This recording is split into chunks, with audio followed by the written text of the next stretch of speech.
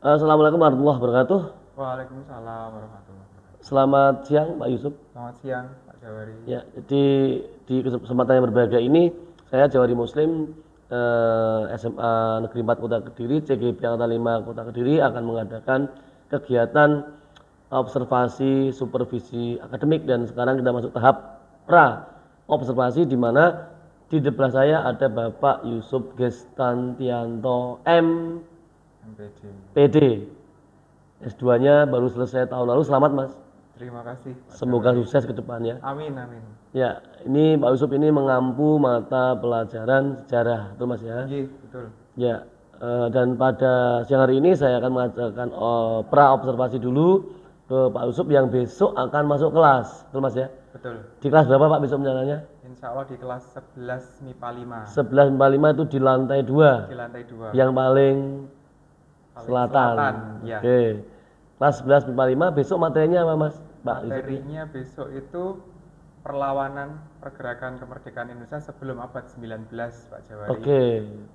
Temanya tentang perlawanan sebelum abad 19. 19, masih kerajaan berarti ya? Bukan. Jadi nanti akan bicara perlawanan masyarakat Indonesia yang masih Sifatnya bersifat kedaerahan. kedaerahan. Oke. Jadi Aceh, kemudian beberapa wilayah di Indonesia, misalkan perang Diponegoro, yang orientasinya mereka belum bicara persatuan dan kesatuan, jadi masih bersifat Oh, kedaerahan. begitu. Saya suka sejarah. Jadi kalau Terima ada hal terkait sejarah, saya selalu akan mencoba untuk menerka-nerka dan menjawab seperti itu. Iya, Nah, untuk besok ini kira-kira persiapannya seperti apa, Pak Yusuf? persiapan yang saya siapkan untuk besok, yang jelas perangkat pembelajaran besok saya siapkan Pak Oke. Jawari. Hmm. Kemudian PowerPoint Ya. saya siapkan, tentu saja nanti akan minta tolong pada anak-anak mempersiapkan LCD proyektor, laptop dari saya nanti. Kemudian untuk penugasan dan juga pembahasan soal juga insya Allah besok saya siapkan. Oke. Kemudian untuk kegiatan besok juga yang perlu dimatangkan apa lagi kira-kira besok itu, Pak Yusuf? Selain persiapan kelengkapan tadi. Yang jelas penguasaan kelas Pak Jawari. Oke. Karena melihat kondisi anak-anak MIPA mendapatkan pelajaran sejarah itu hanya 2 jam, beda dengan yang anak-anak IPS. Anak-anak IPS itu mendapatkan jam pelajaran sejarah itu 6 jam. Jadi 2-nya Indonesia wajib, yang kemudian 4 jamnya sejarah peminatan. Jadi membangkitkan semangat anak-anak IPA yang biasanya kulino belajar eksak, tiba-tiba saya ajak bercerita, saya ajak untuk membahas masa lalu. Jadi saya harus mempersiapkan kelas dengan baik, mempersiapkan semangatnya anak-anak juga dalam belajar. Artinya Pak Yusuf ini tanda kutip memberikan hal baru di tempat yang memang tidak begitu populer ya. Sejarah di mata anak-anak IPA nggak populer Pak Yusuf ya? Ya, anak-anak lebih suka latihan menghitung kayak gitu Pak Jawari. Jadi ketika diajak ngobrol tentang masa lalu biasanya mereka malah jadi ngantuk. Biasanya sejarah juga lekat, alah jadi bosen kan gitu di anak-anak. Tapi besok berarti saya harus menyiapkan itu juga, mengkondisikan semangat belajar mereka, khususnya semangat belajar sejarah, karena Pak Soekarno berpesannya jas merah, jangan sekali-kali melupakan sejarah. Bagus, saya sangat apresiasi ini dengan apa yang Pak Yusuf sampaikan untuk kegiatan besok. Yang terakhir Pak Yusuf, selama ini apa ada kendala berarti ya dalam pengajaran sejarah itu? Untuk yang saya hadapi ya pasti ada Pak Jawari. Jadi membangun mood anak-anak belajar ketika sudah ketemu di jam terakhir, ketemu sejarah itu PR berat bagi guru sejarah karena hawanya sudah mulai ngantuk. Kemudian materi yang disampaikan ketika harus bicara hanya narasi, kemudian tidak diimbangi dengan video pembelajaran, biasanya mereka akan ngantuk. Jadi mesti akan ada kendala, tapi ya semoga besok bisa memberikan yang terbaik. Ya, keren ini. Memang butuh banyak inovasi ya, kreativitas dan sebagainya. Nah, khusus untuk besok, kira-kira untuk mensemangati anak agar anak bisa lebih semangat lagi belajar sejarah, seperti apa gambarannya Pak Yusuf besok itu?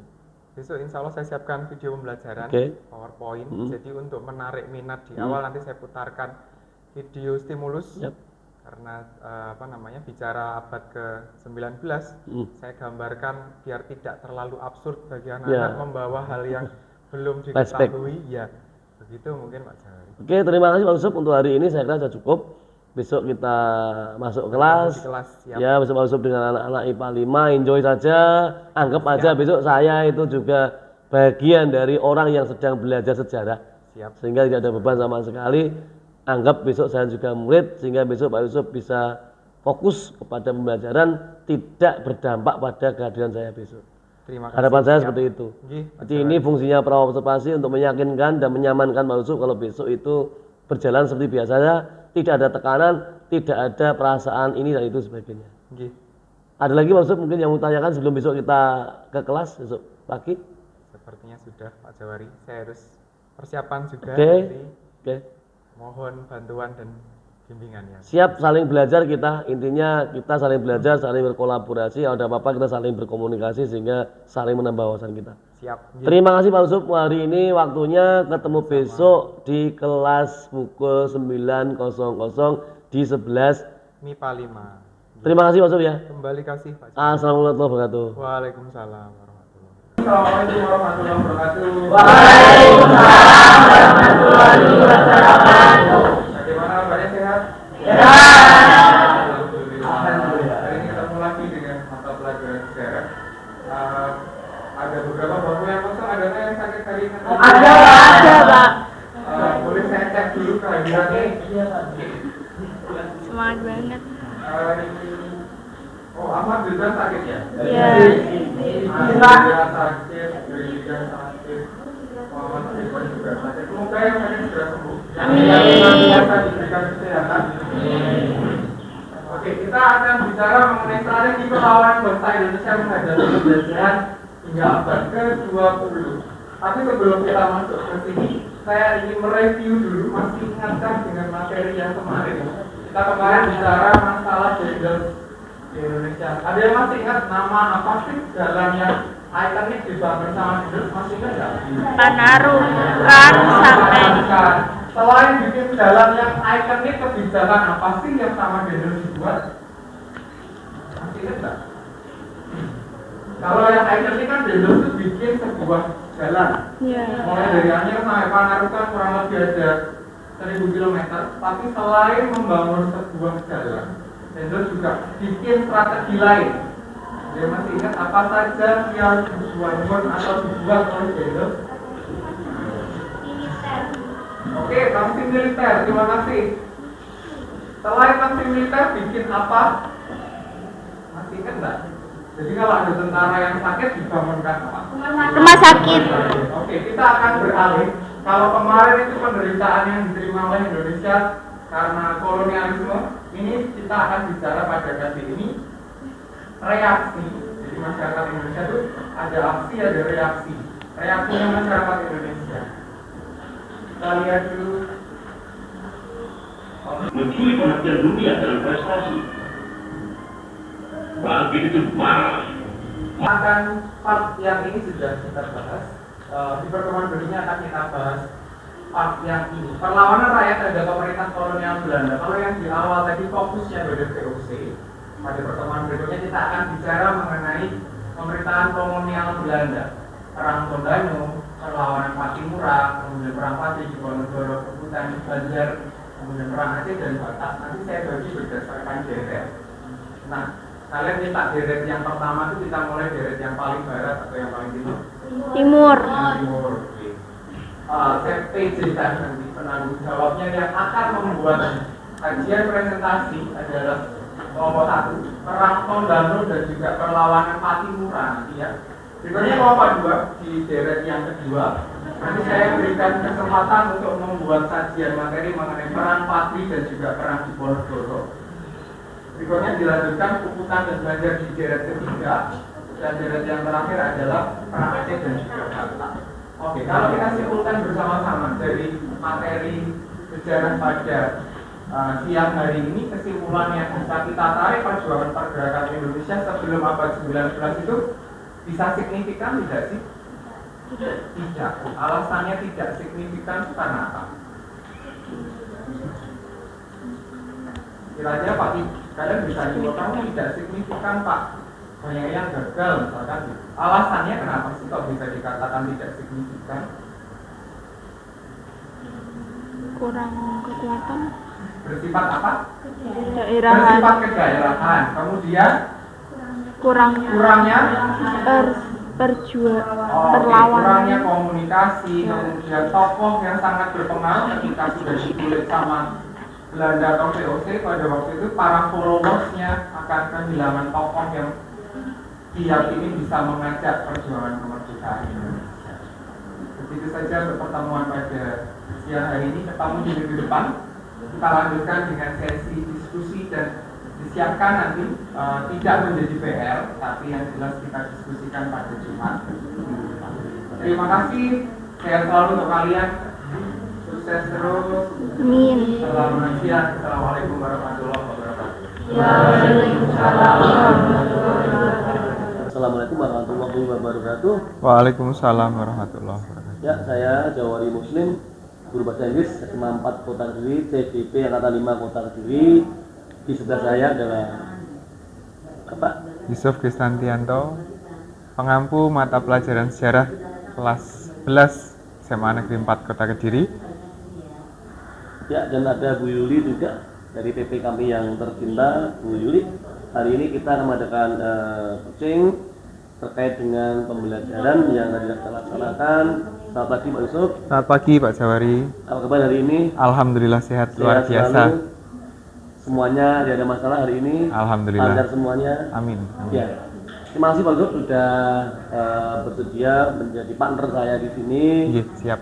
Saya lihat sudah lancar semuanya kegiatannya tadi, tapi sekilas Pak Yusuf masih menyimpan sesuatu sepertinya. Iya. Saya ingin tanya nih Pak Yusuf, sebenarnya ada Iya, apa tadi? Pak. Sepertinya masih ada yang perlu diperjelas ini. Gimana Pak Yusuf? Baik.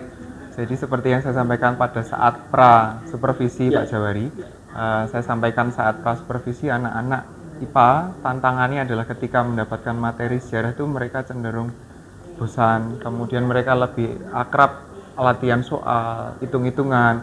Jadi ketika ketemu mapel sejarah, mereka membayangkannya masa lalu. Kemudian ada rasa malas jenuh, minat membacanya kebetulan kalau yang IPA itu lebih suka hitung-hitungan saja, jangan teks yang panjang. Biasanya begitu Pak yang saya hadapi. Kebetulan tadi setelah didampingi, terlihat bahwa memang anak-anak antusiasmenya perlu banyak sekali dibangun, begitu Pak Jawari. Jadi bisa saya pinjam istilahnya bahwa di IPA mereka lebih gemar hitung, Iya, mereka lebih gemar hal yang sifatnya eksak. Mereka cenderung untuk tanda kutip mungkin ya kurang semangat ketika bertemu dengan non eksak. betul. Artinya Pak Yusuf sudah bisa mengidentifikasi masa yang ada. Kira-kira apa saja Pak Yusuf ini kalau lebih detail lagi Pak Yusuf? Jadi kalau harus diperdetail lagi, yang jelas saya harus membangun nanti Pak Jawari semangat belajar sejarah, kemudian semangat berliterasi, karena kalau bicara mengenai sejarah tanpa berliterasi itu tidak mungkin. Sumber-sumber belajarnya, kemudian berita pembaruan tentang dunia sejarah mesti akan ada perkembangan. Jadi kalau mereka tidak gemar membaca, tidak mengikuti tren yang sedang berkembang, pasti juga akhirnya terlupakan. Padahal pesannya Presiden Soekarno pada waktu itu kan jas merah, jangan sekali-kali melupakan sejarah. Nah, PR juga berarti untuk saya untuk lebih meningkatkan semangat anak-anak untuk berliterasi, kemudian membaca kaitannya topik-topik tentang kesejarahan, begitu. Oke Pak Yusuf, jadi nih kalau boleh jujur Pak Yusuf, kalau saya kasih skala ya, Iya. 1 sampai 10, praktek ngajar tadi dianggap berapa Pak Yusuf? Untuk pagi tadi saya masih 7,5 Pak Jawari. Jadi saya masih harus banyak yang menjadi catatan saya ke depan agar bisa menerapkan student center, kemudian pembelajaran berdiferensiasi. Saya belum berani berkata tinggi, saya mematok di 7,5 Pak Jawari. Iya, kalau secara jujur saya sampaikan 7,5 dan nilai yang sangat bagus. Artinya Pak Yusuf punya potensi, punya nilai plus, punya hal positif, punya impact banyak ke siswa sebenarnya.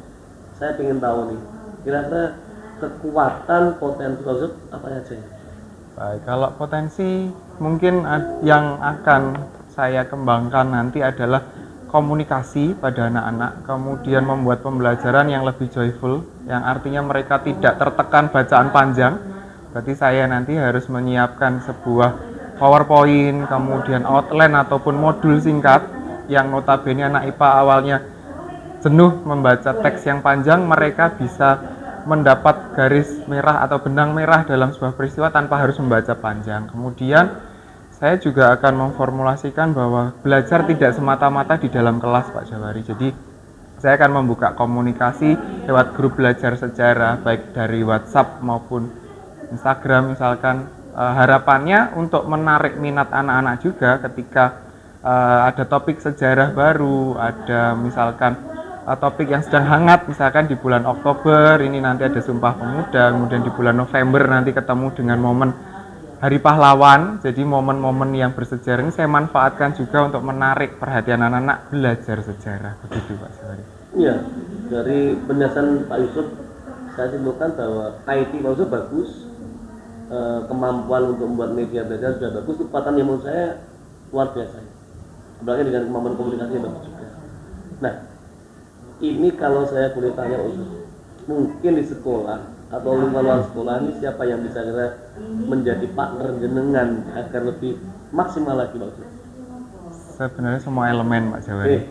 Jadi yang jelas guru, kemudian 3 pilar pendidikan, tentu saja orang tua pun sebenarnya punya peranan, masyarakat, kemudian sekolah. Dalam sekolah sendiri nanti kalau dipilah-pilah lagi ya stakeholder, kemudian para waka yang mendukung, struktur kurikulum, visi misi sekolah juga. Jadi saya pikir nanti tidak ada salahnya andai kata saya lewat forum ini bisa menyampaikan field trip. Jadi anak-anak itu kesannya kalau hanya diskusi sejarah membawa imajinasinya saja tanpa terjun ke lapangan, misalkan karena saya tadi bicaranya sejarah pergerakan. Nah, sebelum itu kan ada materi Hindu Buddha misalkan di kelas 10. Andai kata diajak ke candi begitu Pak Jawari.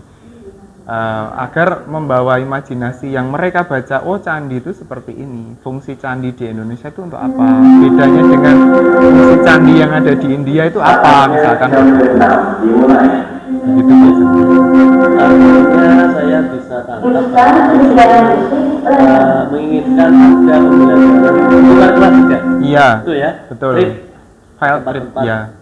wisata atau bersejarah yang sangat anak mungkin bisa kenal lebih jauh lagi ya. Nggih. Kira-kira Pak Yusuf, kapan ini bisa dilaksanakan ini?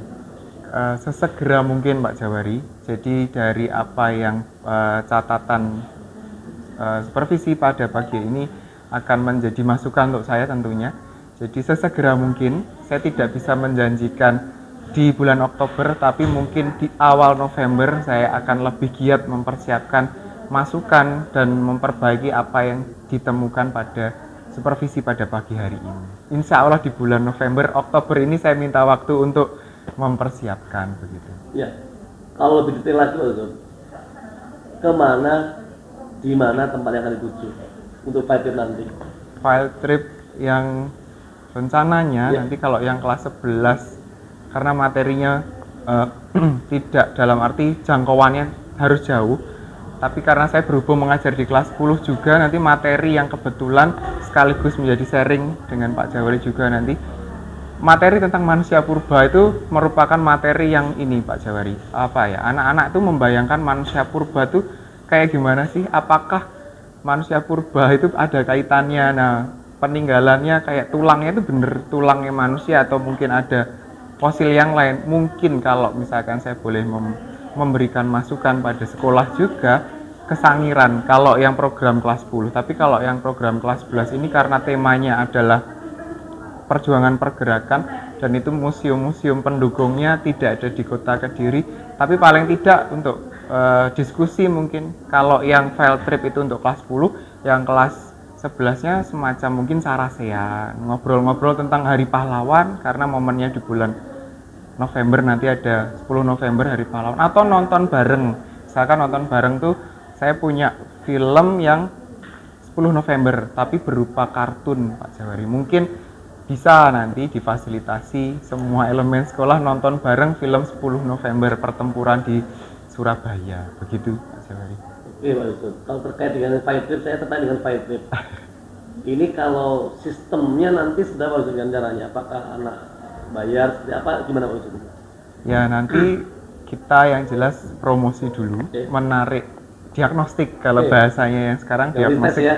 Diagnostik apakah anak-anak itu perlu benar-benar field trip. Kalau sebagai pendampingnya siswa yang mendampingi mereka belajar perlu, menurut kami perlu, tapi anak perlu atau tidak yang jelas kami diagnostik, nanti difasilitasi mungkin dengan menabung agar tidak berat karena perjalanan dari Kediri menuju Sragen Solo itu kan juga ada biaya yang harus disiapkan. Jadi mungkin lewat angket diagnostik Pak Jawari. Setelah itu saya pendamping nanti memformulasikan memang perlu atau tidakkah anak-anak untuk melakukan field trip ke Sangiran dengan materi manusia purba begitu. Oke Pak Yusuf, sudah cukup panjang kita berdiskusi. Saya coachingkan jenengan, kira-kira dari sekian menit dari awal terakhir tadi, apa yang bisa jenengan simpulkan? Ya, jadi kesimpulannya saya sebagai guru tentu saja tidak mungkin berpuas diri. Masih perlu banyak perbaikan untuk saya agar mengajar saya ke depannya juga bisa lebih maksimal. Jadi yang perlu PR-PR saya yang saya catat pada siang hari ini adalah saya harus mengajak minat baca anak-anak yang jelas, karena materi sejarah kalau tidak dibaca tidak bisa Pak. Jadi kalau yang matematika harus latihan, kalau yang non eksak harus banyak membaca, berliterasi begitu. Kemudian PR saya ke depan adalah membuatkan fasilitas belajar di luar kelas. Jadi ada grup WhatsApp ataupun Telegram atau Instagram yang notabene lekat dengan dunia anak-anak agar mereka tertarik belajar sejarah begitu Pak Jawari. Oke Pak Yusuf, saya kira sudah jenengan juga cukup lega ini sepertinya. Alhamdulillah. Terima kasih. Saya lagi mungkin ada yang tanyakan atau disampaikan lagi Pak Yusuf. Oke, saya ingin mendapat masukan dari Pak Jawari karena tadi sudah sesi diskusinya, mungkin sesi sharing dari Pak Jawari ke saya, masukan untuk saya. Iya, sedikit Pak Yusuf, bahwa intinya memang pengajaran ini harus sekali lagi kita harus berpusat pada siswa. Nggih. Bahwa kita harus tanda kutip berhamba pada siswa, pada murid. Semua tujuan belajaran adalah ke siswa, pusatnya juga siswa. Artinya bahwa kita harus membuat mereka aktif, dominan dalam keadaan kita menuntun mereka saja. Iya. Kalau udah mulai keluar rel, kita Arahkan arahkan dulu. lagi. Hanya itu aja kita tuntut itu. Insya Allah anak akan bisa menikmati pelajaran, tujuan juga akan Tercapai. Nggih. ada lagi Pak Yusuf mungkin. Terima kasih Pak Jawari. Ya saya kira cukup hari ini Pak Yusuf. Nanti semoga ada kedepannya. Amin, amin, Sama-sama. amin. Terima kasih waktunya untuk hari ini. Selamat pagi Pak Yusuf. Selamat pagi Pak Jawari. Assalamualaikum warahmatullahi wabarakatuh. Waalaikumsalam warahmatullahi wabarakatuh.